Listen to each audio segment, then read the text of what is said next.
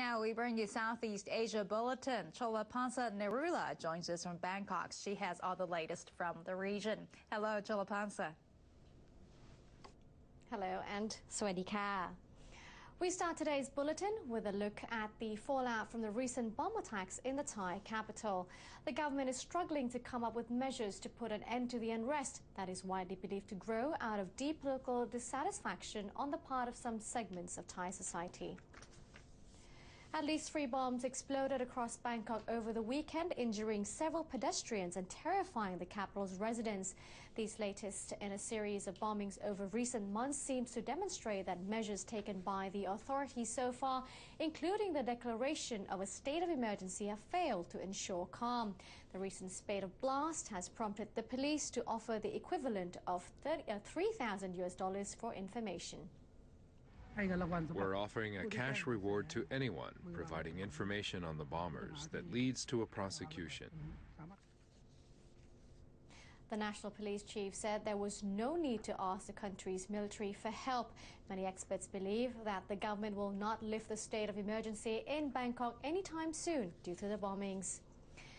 One of the most talked about Commonwealth Games in history begins in less than a week. Over the weekend, athletes from across the former British Empire started to descend on India's capital, New Delhi.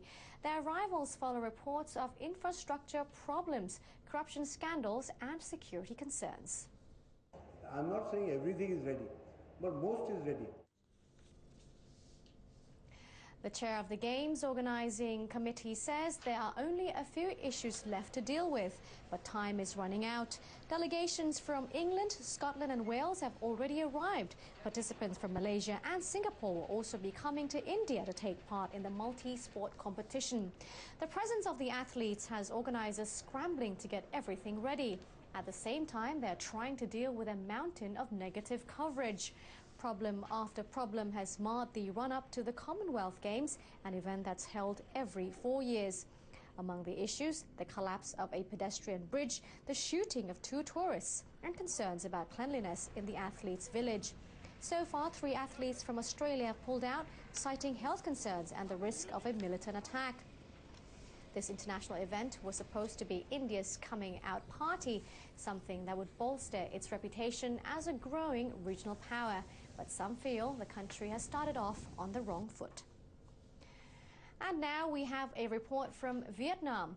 35 years have passed since the end of the Vietnam War, and 2/3 of the country's population was born after the war.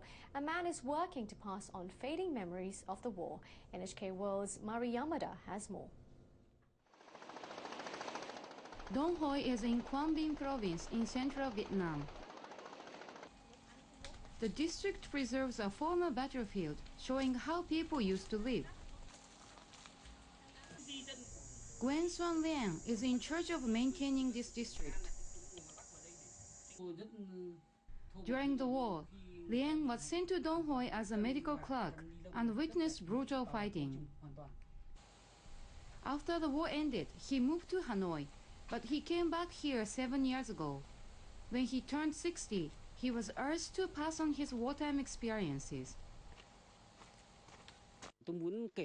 I want many people to remember that today's peace was only possible due to many sacrifices, so it's very precious. On this day, Lian guided a group of local high school students. The big pond is believed to be a crater made by US bombing. Bombshell fragments are on display as well. Here I stand on the Ho Chi Minh Trail. People used to bring supplies through these narrow wild trails during wartime. Part of the Ho Chi Minh Trail is preserved in this area. This trench was a lifeline to the soldiers on the front line. Soldiers walked many kilometers, carrying more than 30 kilograms of guns and supplies. Many young people today don't know about the war, but here they can glimpse what it was like at the time. I'm learning a lot more from being here than from textbooks. I can feel and learn about the intensity of the war.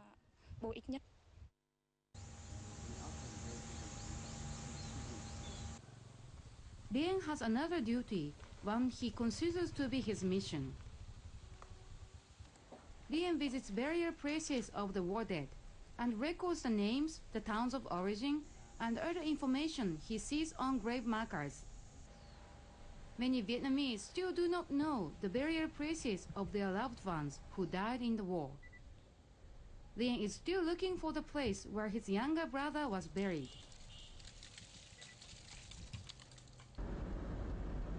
He is hoping to reunite as many war dead as possible with their families. On the internet, Bien posts information from burial sites and accepts inquiries from families. So far, he has posted information on 4,300 people, and more than 30 families have found the graves of their loved ones. Bien receives many letters thanking him. In one letter, a person said he was able to take his elder brother's remains back to their hometown to bury him there. Our country built peace after experiencing the cruelty of the war. I want to tell everyone that we should never repeat such a war. Bien hopes to reach out not only to local youth, but to many foreign visitors. He wants to offer them a chance to think about Vietnam's wartime experience. Maria Mada, NHK World, Dong Hoi, Central Vietnam. That's it for our Southeast Asian Bulletin. I'm Cholapansar Narula reporting from Bangkok. Swadee ka.